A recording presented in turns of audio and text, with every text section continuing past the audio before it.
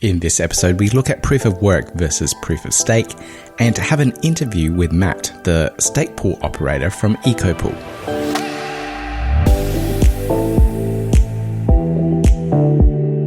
Hi, and welcome to another Learn Cardano podcast, where we break down Cardano and blockchain concepts in a way that your grandmother could understand. I'm your host, Peter Buey, a longtime developer turned stake pool operator and Cardano fanatic. And this week we look into a proof of work and proof of stake and how they compare. And we learn exactly what they are. Matt, a stake pool operator from EcoPool.io, a mission-driven pool aimed at saving the planet, also joins me on the podcast to tell a little bit about himself and his journey into Cardano. Now, if you're enjoying the podcast series, please make sure you leave a 5-star rating and review on the Apple Podcasts, and subscribe and share if you're listening elsewhere. It really helps with the discoverability of the show. Now, a little reminder about the competition that we're running to help launch and promote this brand new podcast series, and that is the Crypto Steel capsule that we're giving away at the end of April to a lucky listener. And all you have to do is jump on Twitter and follow our profile, CardanoAU, and there is a pinned tweet there. And all you have to do is do a quote reply and tell us exactly why you love Cardano so much. And we'll be picking that lucky winner at the end of the month after the Cardano 360 update. So with all that out of the way, let's get into this episode. A few news updates this week, and the first being the full decentralization of the Cardano network. So on Wednesday, March 31st, 2021, we saw the full decentralization of the Cardano network.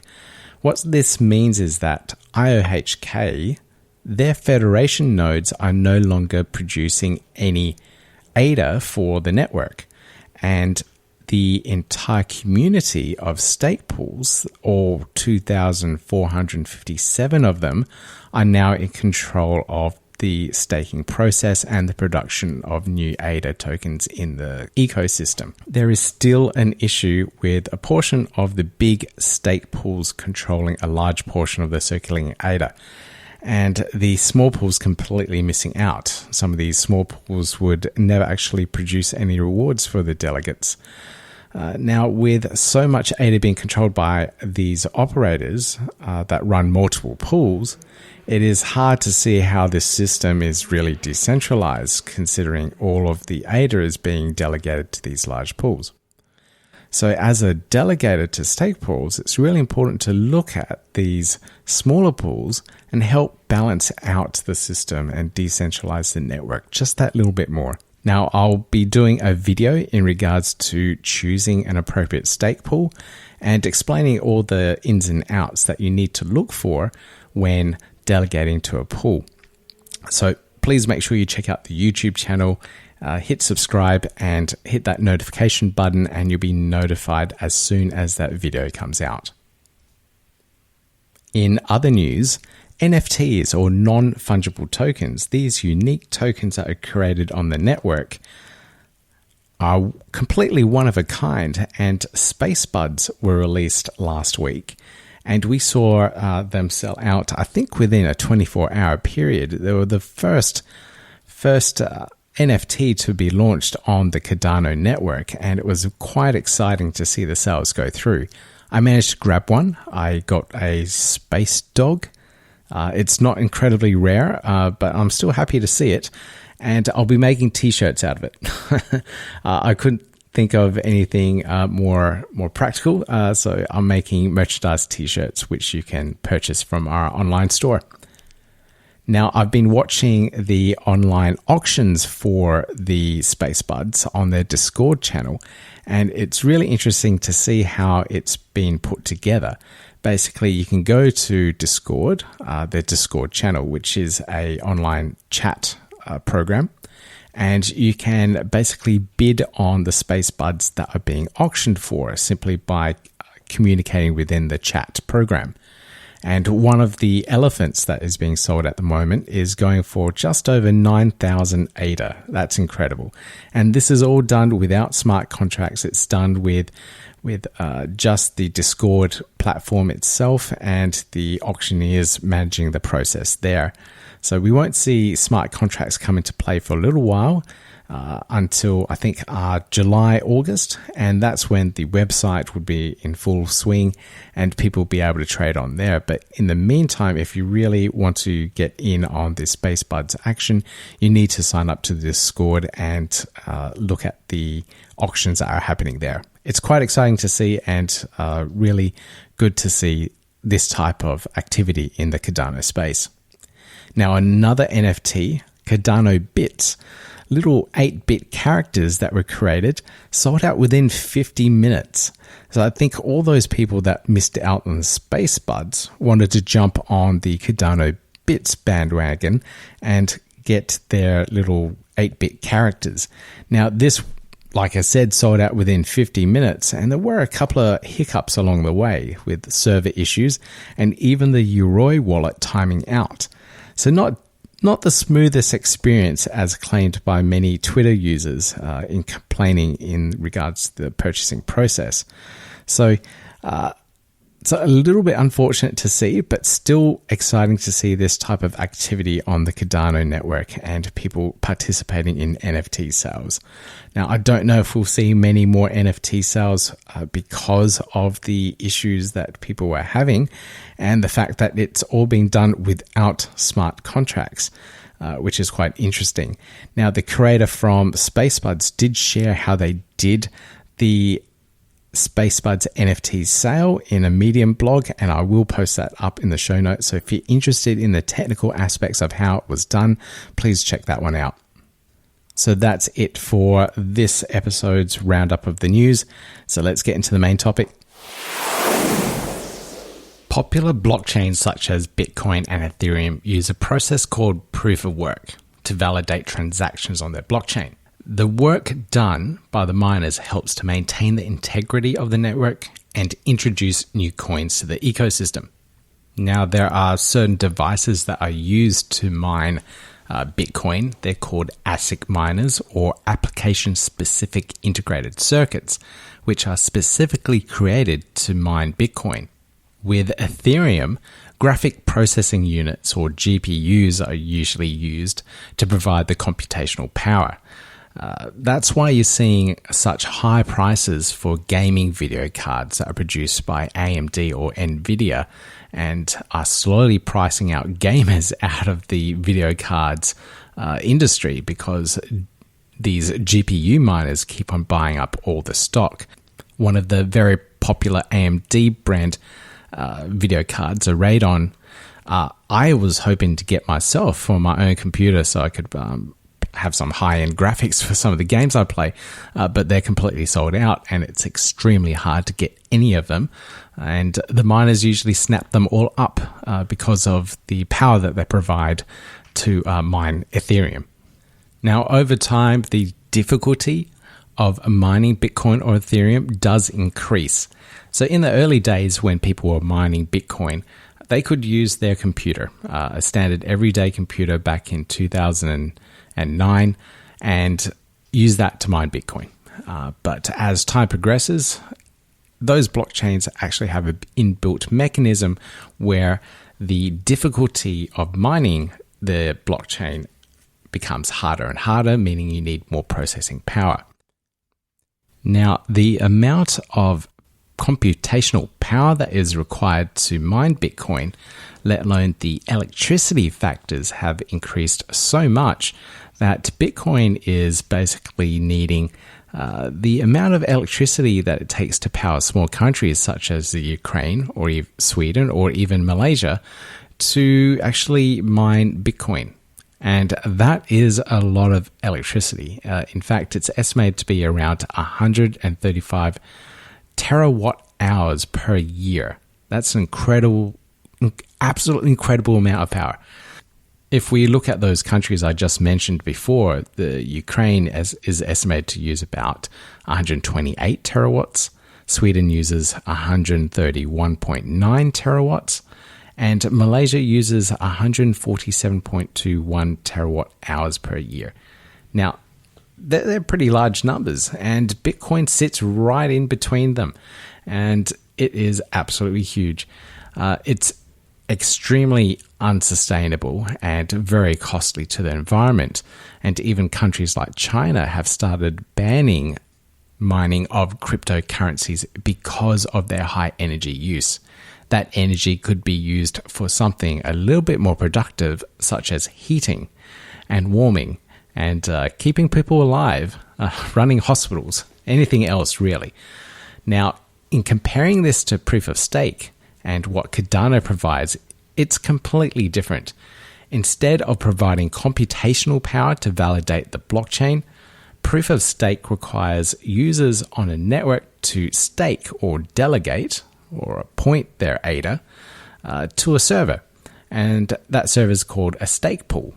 These stake pools then in turn validate the blockchain for the users that have staked their coins, and in return for staking, they get a little reward, a percentage return of whatever cryptocurrency they're having to hold on that stake pool. I mention that because Cardano isn't the only blockchain that uses proof of stake. Now, the more people that stake their ADA to a Cardano stake pool, the more secure the network becomes. This is how proof of stake works, and how additional ADA or cryptocurrency tokens is added into the ecosystem. Now, when you look at the energy consumption between Bitcoin and Cardano, in comparison, the Cardano network can run off little tiny microcomputers called Raspberry Pis. Now, I'm looking at the actual power adapter of my Raspberry Pi here, and it says it has a maximum power output of 15.3 watts of power. So you need two of these to run a stake pool, one for the block producer and one for the relay, which communicates to the rest of the network. So maybe at best you're using 30 watts of power at the most to power a stake pool. Now, if you compare that to my Ethereum mining rig, which I have under my desk here, that, which I just thoroughly kicked by accident, but alone, one of the video cards in there would use about 130 watts of power and generate a huge amount of noise and heat to go along with it. Now, I'd have to have that running 24 hours a day to actually make any Ethereum out of it, and I think I only make maybe $1.20 worth of Ethereum if I left it running for 24 hours a day. So in comparison, the setup for the stake pool is much more attractive in regards to its energy usage, its noise and heat output as well, compared to the Ethereum mining. I wouldn't call it a rig really, it's just my PC, but it's a far better option to run at home to produce some sort of cryptocurrency. Now, I was reading an article a little bit earlier which quoted Charles Hoskinson saying that the Cardano network consumes as little as 6 gigawatt or 56 terawatt hours per year. That is a huge difference compared to Bitcoin. It's still a large amount of power, but it's still a fraction of what is compared to Bitcoin. Now, because you don't need any specialized hardware, operators of these stake pools can easily run them at home. This means that people can use home solar power setups or other renewable sources to power their stake pools. For me, it's hard to see how Bitcoin could go down and continue on this trend over the next year, let alone the next decade.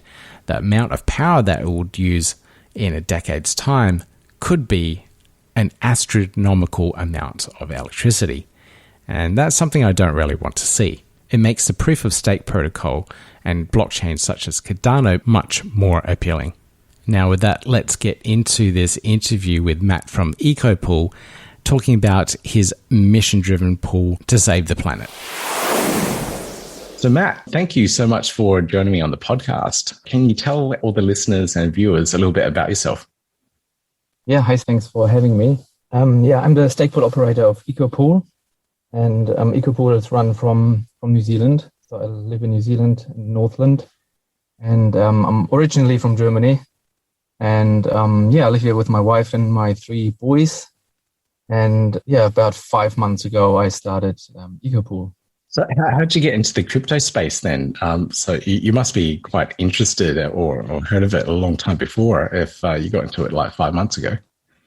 Yeah, in crypto, I heard about like Bitcoin like years ago, but I only like in 2017, I kind of got, one of my friends said, "Oh, have a look, and there's lots going on." And I had a look, and I was like surprised that I hadn't looked into it before. And so I had a look how this all works and what blockchain is and how it all works. And I was kind of hooked straight away.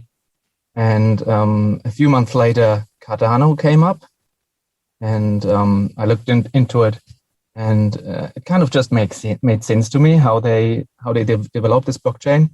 And I kind of followed Cardano from then. It sounds like a very similar story to myself back in 2017, but I lost interest after the massive crash that happened. I can't remember what year that was. Was it 2018? Yeah, I got down quite a bit. Yeah, and I really wish I kept on going. But what made you actually want to start the stake pool then? I was following Cardano like on and off, and but I never took an active part in it. I was just kind of observing what's happening. And then when they started the testnet, I thought of starting a stake pool in the testnet as well. But we just had a 3rd child at this time, and there was just too much family stuff going on. And so I was part of it in the testnet as a delegator. And then when mainnet started, I thought I just have to do it. I just want to be an active part of this Cardano ecosystem. And so I made it happen. So your pool is a little bit different compared to other pools that actually has a purpose or a mission, as it's termed. Can you explain to everyone a little bit about the mission of the pool? Yeah. So when I started the stake pool, I had to think of what I want to do, and lots of stake pools. I didn't have a look into a lot what other stake pools are doing. But I just saw that they're competing with fees, like they just want to be the cheapest pool, and I didn't want to get into there and trying to be as cheap as possible.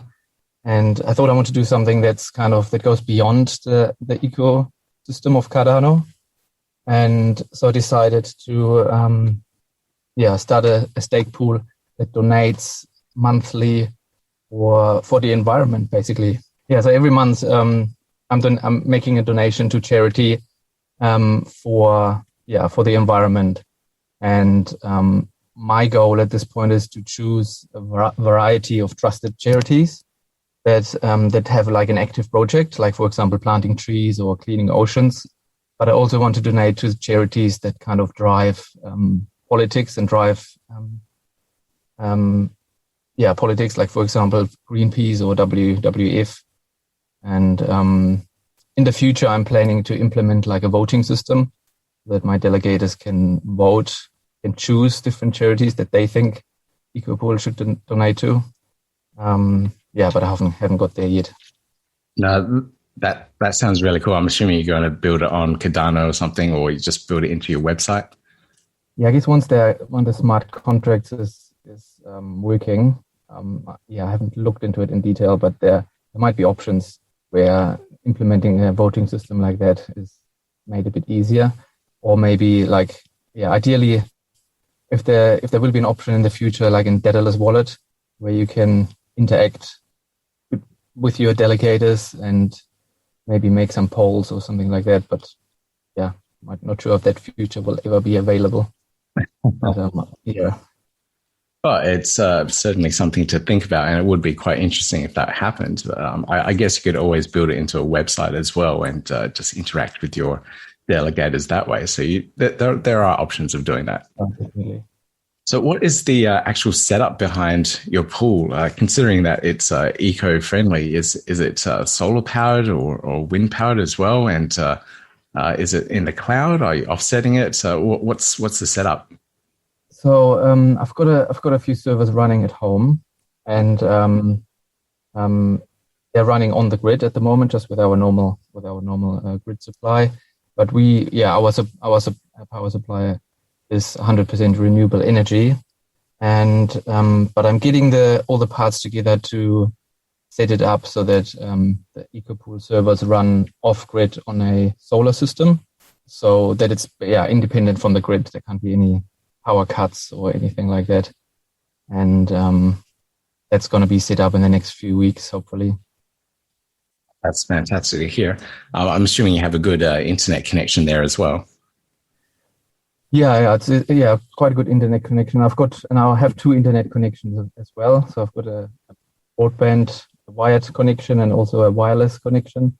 That should always, make it safe if one would fail, which never happened so far. But if it would fail, there would always be another connection to keep the servers running.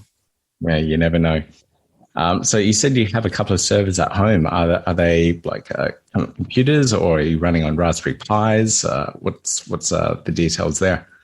So they're basically like a business grade small desktop server, and because they're small, they're basically like they have some notebook or laptop hardware inside, which means they've got a low power CPU and a low power memory. And with all these three, so I've got two relay nodes and one core node running. And with all these three, plus the router and the switch and a hardware firewall, it all uses up on average about 50 watts. Yeah, that is pretty low power. Really low, yeah. Not quite as low as Raspberry Pi, but yeah. I managed to set up one Raspberry Pi myself and have it running as a backup relay here. And I've got a backup block producer here as a Raspberry Pi, but I haven't had to fire that one up yet. Now, in terms of when you're setting up your pool, when did you set up your pool? I noticed when I was checking the stats that you were producing blocks, which is absolutely fantastic. It means you can actually donate to those charities. But when did you set it all up? I think it was about November last year. Yeah. And there were a few weeks. Yeah, I set up a website and set up the servers. And I think it was running late October into November. And then, started to get into Twitter and just get out there and see what people think.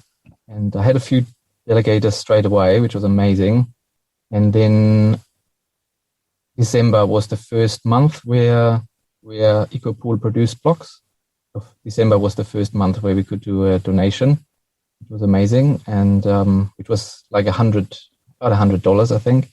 Yeah, first small donation, and then it just went bigger and bigger from there. And March was the biggest month so far, and the donation is still to be made, but it's about 950 ADA for the ocean cleanup project. And I just feel so excited that I can do this, to be able to donate monthly such a big amount of money to a charity that does good for the planet. It's pretty cool that you're hitting those goals. You must been quite excited to actually hit that first block and get that all working back in December. Back then, there wouldn't have been as much competition in terms of the amount of pools that were active at that time. Is that right? I think there were already more than 1,000, so it was already quite busy. Right. Yeah. And what I was really amazed about the Cardano community, that there are lots of people and lots of other stake pool operators that help smaller pools. And so there was a lot of support that I had from other stake pool operators, and which was really amazing. And so I try to kind of give that back now. Like EcoPool is now, I don't know, like a medium-sized pool, I guess. We're still quite small with 9 million stake. But I try to help other smaller operators to get going as well. And I see that there are a lot more stake pools coming up every week. There are new ones. And so Cardano is growing at quite a fast pace at the moment. Yeah, very fast. When I started mine, I think it was at about 1,100 pools.